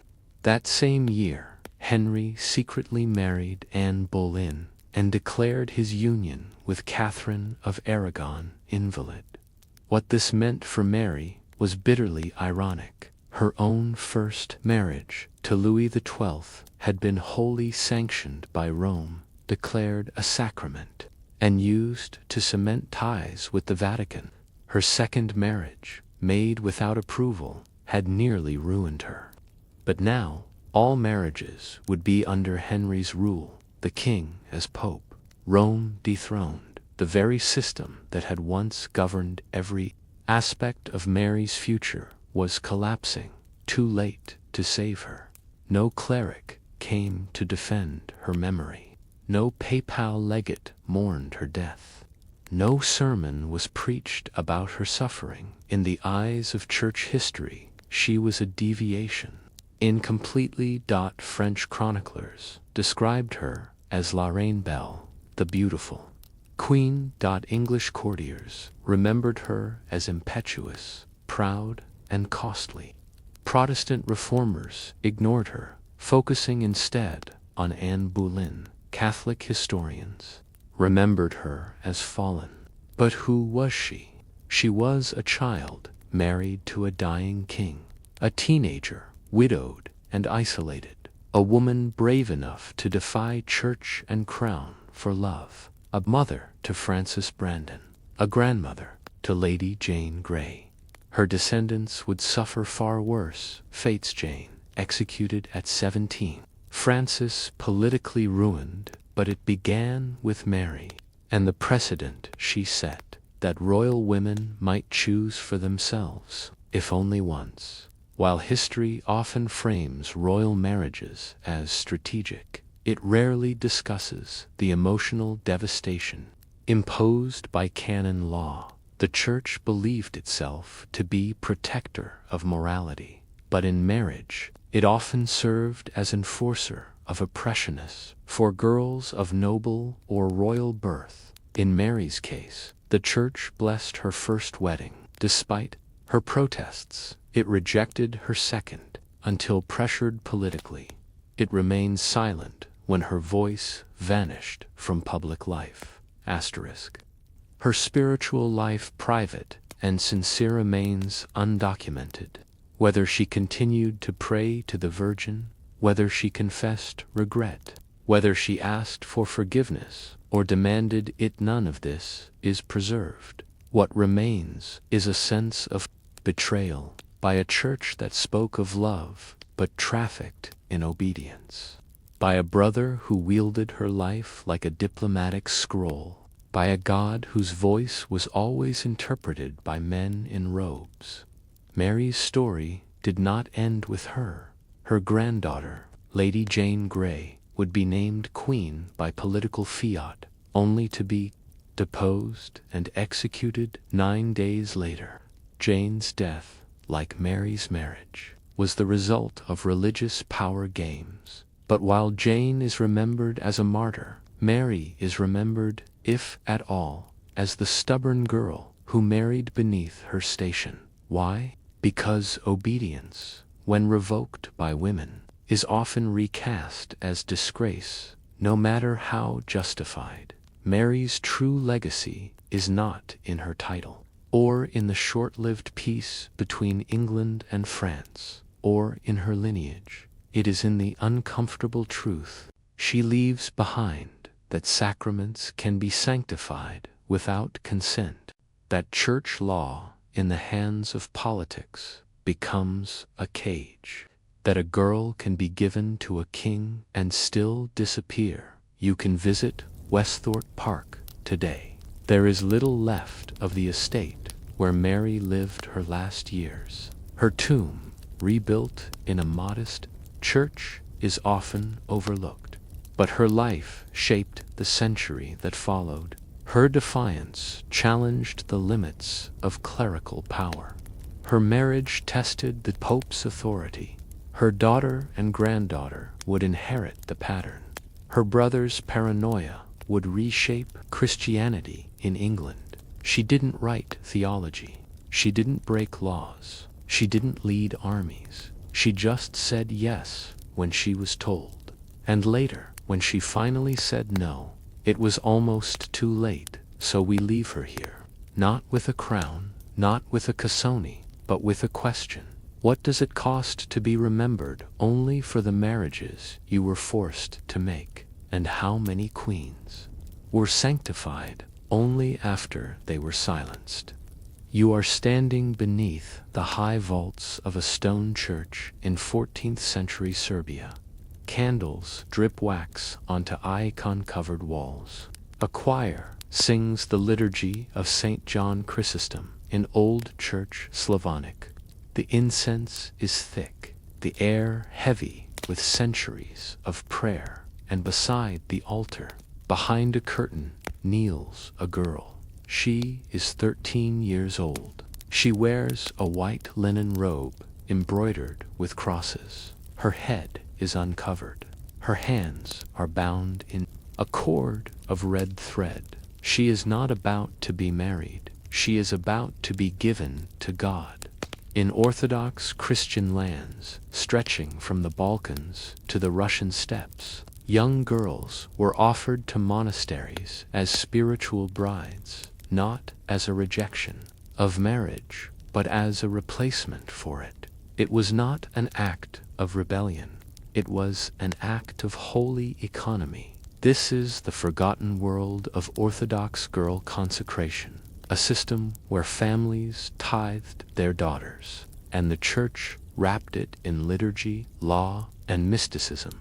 In many Orthodox communities, particularly under Byzantine influence, It was common for families to offer a child, usually a daughter, as a living tithe to the church. This practice, known in Greek as zeta, omega, nu tau, alpha, nu g, delta y, kappa alpha, tau omicron, and in Slavic lands as was rarely written about, but often practiced. The concept was simple. One child from every 10 born in a noble or wealthy household was offered to God. If the child was a girl, she was placed in a convent by age 7. By age 12 or 13, she would take vows, sometimes without fully understanding them. The family received a spiritual blessing from the bishop, forgiveness of certain tithes or taxes, the promise of increased favor and intercession, and the church received a new servant, a potential bride of Christ, and an enduring symbol of obedience. The Orthodox hierarchy did not mandate this practice, but they permitted it, and in communities shaped by both poverty and piety, the economy of salvation often demanded female flesh. The ritual varied by region, but it followed a pattern that echoed the marriage rite, yet reversed it. The girl was led by 2 elder nuns to the front of the nave. She carried no dowry, only a small icon of Theotokos, Mother of God, pressed to her chest. Her parents, if present, stood to the side. The bishop or priest would read from Psalm 45. Hear, O daughter, and consider, and incline your ear. Forget your people and your father's house. She would then be asked, do you take Christ as your spouse? Do you renounce the world and its vanities? The girl, usually coached beforehand, would reply, I do. A veil was placed on her head, a ring on her finger. The red cord used in weddings was wrapped around her wrists, then cut at the altar. This was not symbolic. This was theology. Enacted in flesh, she was now a bride of Christ, and like any Orthodox marriage, it was sacramental, permanent, and unchangeable to the Orthodox Church. Marriage and monasticism were the only 2 legitimate vocations for women, and if a girl could not marry her, if her family could not afford to marry her off, monasticism became the holy path. But more than that, the Bride of Christ theology offered a deeply rooted framework that allowed this system to thrive without scrutiny. Orthodox theology held virginity in extremely high regard, viewed monastic vows as higher than marriage, promoted the idea that suffering and obedience purified the soul. Thus, to give a child to the church was not just accepted, was applauded. Priests praised families who offered daughters early. Bishops sometimes wrote letters of commendation. Entire villages honored the sisters behind the wall, even as those sisters vanished from memory. Once inside, the girl's world became ritual. Midnight prayers, icon painting, sewing vestments, memorizing the Psalter, copying homilies, strict fasting often from age 10. Speaking was restricted. Outside contact was rare. Leaving was almost impossible, unlike in the Catholic West, where some nuns were cloistered for wealth or status. Orthodox monasticism was seen as fully sacrificial. The girl had no possessions, no name of her own. She was often renamed. No future beyond the liturgy and the cross. Her only visible symbol was her ring, the same one placed at her consecration. It bore an inscription in Greek or Slavonic, I am his. In Eastern Orthodoxy, dowries were not required for monastic life.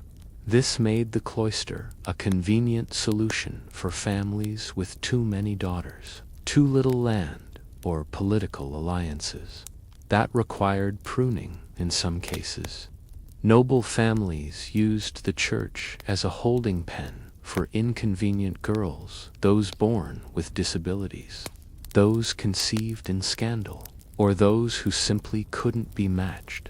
The church never asked why. If the girl arrived on time, said her lines, and kissed the icon, her body became sacred and her voice irrelevant. And unlike Western convents, where women sometimes rose to power as abbesses or scholars, Eastern Orthodox nuns were expected to remain silent, invisible, and humble. Their greatest achievement was obedience. Records of these girls are rare. Their names were changed, their identities erased, yet traces survive. In the Hillander Monastery archives, a fragment of parchment reads, Anastasia, given at 7, veiled at 13, never spoke after the holy day. In a Moldovan convent register, Marina, daughter of Constantin, refused to answer at the altar, revealed under obedience. And from an Athonite letter, the girl was troubled in spirit. But we assured her that Christ awaits all his brides with silence and grace. Nowhere do we hear from the girls themselves, only the echoes of those who interpreted their silence as piety. So we leave her kneeling, veil over her eyes, ring on. Her finger, mouth closed, not from prayer, but from knowing no other option. She is not married, not cloistered, not free. She is his, and that was enough for the church. What does it mean to be tithed in flesh, not coin? And can a marriage to God still be called holy if the bride is too young to know his name? It is the year 1379. In a small village near Thessaloniki, bells ring from the local church, summoning the faithful to the feast of the Dormition of the Virgin. But inside a stone-walled convent nearby, a different ritual unfolds. A girl named Alina, just turned 12, stands at the threshold of the narthex. Her father, landless noble, has made arrangements with the bishop. The priest blesses her. The abbess extends her hand. A candle is placed in Elena's arms. The congregation is small. No celebration, no feast. The girl walks forward and vanishes behind the iconostasis. She will not be seen again outside these walls, and no one will ask what she wanted in the Orthodox world. Especially during the late Byzantine and post-Byzantine periods, the placement of girls into monasteries became a form of quiet population control. The reasons were as varied as they were. Pragmatic, too many daughters to marry off, no land to offer in dowry, political alliances that demanded purity in public lineage, and often a desire to appear pious in a time of rising Ottoman pressure. The Church did not just accept this arrangement, it actively promoted it through homilies praising virginity as the jewel of the Church. Saints' lives glorifying female asceticism, liturgical calendars full of holy virgins who gave their bodies as incense to God. And at the local level, bishops wrote letters congratulating families who surrendered the flower of their household for the perfume of heaven. It was poetry, but beneath it, a system where female autonomy was erased in favor of institutional purity. Some of these girls became political tools even after their enclosure. By placing daughters in prestigious monasteries, noble families could signal loyalty to the Church, gain ecclesiastical protection over disputed lands, block rival claimants by removing potential heiresses from marriage markets. The girl, once veiled, had no legal standing to inherit land or titles. but her presence in the church legitimized her family's piatia, valuable currency in both religious and legal disputes. In one case, from 15th century Wallachia, a prince's daughter was sent to a convent at age 10. Later, the family cited her monastic status to prove the purity of their line during a succession challenge. Her testimony was not requested, only her location. She was alive. Therefore, she was accounted for. Bishops did not merely bless these child consecrations, they recorded them in regional ecclesiastical archives, scrolls, and registers list the girl's given name, her monastic name, assigned at veil dash, taking closing parenthesis, her age at entry. Her sponsor, often a male relative, the monastery receiving her a brief note, taken in good health and obedience, abbesses to enforced discipline. While some women rose to authority within the walls, most were former noblewomen who had taken vows as adults and viewed child entrance as charges to be molded. They taught them silence, needlework, psalms, obedience, and when a girl resisted through crying, silence, refusal to speak vows, the abbess interpreted it not as protest, but as spiritual struggle. One abbess in 14th century Bulgaria wrote, "The girl weeps for the world, but Christ's love will replace the hunger of her flesh." And with that, the door was closed. The Orthodox Church did not frame these ceremonies as coercive. They were, rather, seen as sacred marriages, voluntary offerings of the soul. The girl was not